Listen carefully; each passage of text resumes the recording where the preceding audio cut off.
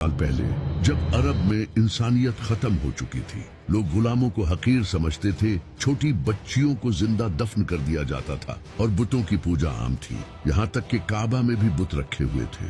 उस वक्त यहूदियों को पता था कि बहुत जल्द एक नबी आने वाला है जो कि इस पूरी दुनिया में इंसाफ कायम करेगा, क्योंकि बाइबल में ये लिखा था कि अहमद नाम का एक नबी इस दुनिया में आएगा, जो कि आज भी बाइबल में लिखा है। यहूदी उस वक्त नबी पाक सल्लल्लाहु अलैहि वसल्लम का इस तरह से इंतजार करते थे जिस तरह आज हम इमाम मेहदी का इंतजार करते हैं। आखिरकार 570 ईस्वी को नबी पाक सल्लल्लाहु अलैहि वसल्लम पैदा हुए और इसी दिन काबा में रखे सारे बुत खुद से टूटने लगे और पारसियों के मंदिर में लगी आग, जो कि हजारों सालों से जल रही थी, जिसे एक बार भी बुझने नहीं दिया गया, वो भी अचानक से बुझ गई। और इसी तरह बहुत से मुआवजे हुए, क्योंकि ये कुफ्र के जवाल। नबी पाक सल्लल्लाहु अलैहि वसल्लम बचपन से ही बहुत सच्चे और ईमानदार इंसान थे। अरब के लोग नबी पाक सल्लल्लाहु अलैहि वसल्लम की इन्हीं खूबियों से बहुत इम्प्रेस थे और वो नबी पाक सल्लल्लाहु अलैहि वसल्लम की बहुत इज्जत करते थे।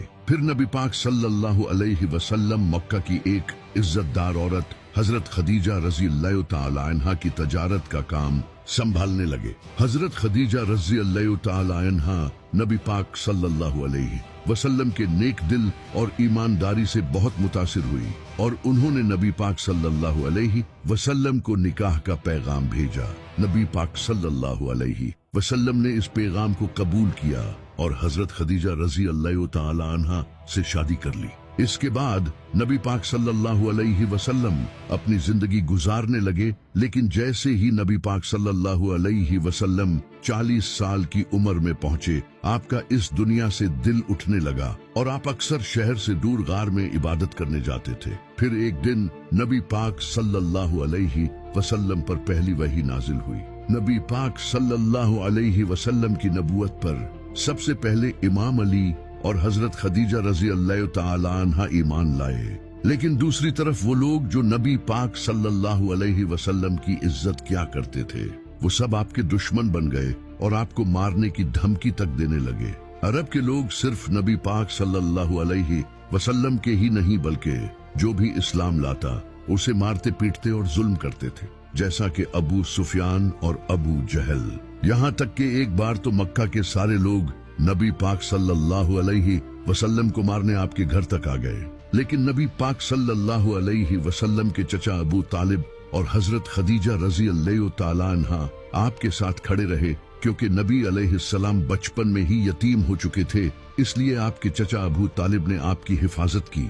लेकिन फिर 619 ईस्वी में एक ही साल में नबी अलैहिस्सलाम के चचा अबू तालिब और हजरत खदीजा दोनों वफात पा गए और अब नबी पाक सल्लल्लाहु अलैहि वसल्लम फिर से अकेले पड़ गए। अरब के लोगों ने इसका फायदा उठाया और नबी अलैहिस्सलाम को मारने की साजिश की, तो अल्लाह ने नबी पाक सल्लल्लाहु अलैहि वसल्लम को मदीना की तरफ हिजरत करने का हुक्म दिया।